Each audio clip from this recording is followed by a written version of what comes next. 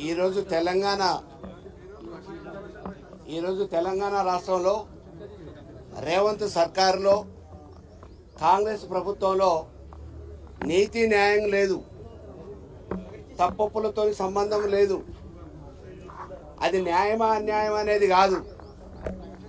రాజు దలుచుకుంటే దెబ్బల కొదవా అన్నట్టు ఇవాళ రేవంత్ రెడ్డి ఎవరి మీద కక్ష కడితే వాళ్ళని లోపల పోవాలనుకుంటే వాళ్ళని లోపల పంపించడానికి ఏం చేయాలనేది, అక్రమంగా కేసులు పెట్టాలనేది ఆలోచిస్తున్నాడు తప్ప అక్కడ న్యాయమా అన్యాయమా అని ఆలోచించే పరిస్థితి లేదు.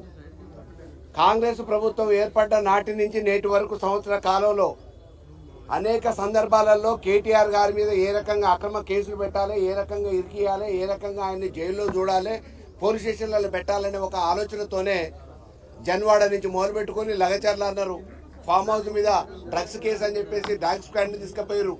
అక్రమంగా ఏదో ఒక దగ్గర ఇరికియాలి, బదనాం చేయాలి, వ్యక్తిగతంగా కక్ష తీర్చుకోవాలనే ఆలోచనతోనే కేటీఆర్ మీద కేసులు పెట్టే ప్రయత్నం ఈరోజు రేవంత్ రెడ్డి చేస్తా ఉన్నాడు.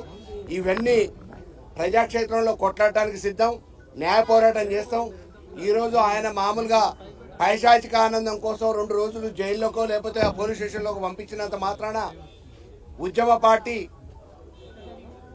చైతన్యం కలిగిన కార్యకర్తలు ఈరోజు మౌనం వహించే పరిస్థితి ఉండదు. తప్పకుండా ఈ రాష్ట్రంలో రెట్టింపు ఉత్సాహంతో మళ్ళీ బీఆర్ఎస్ జెండా రెపరెపలాడటానికి అన్ని రకాలుగా ఈ నాయకత్వం పనిచేస్తుంది.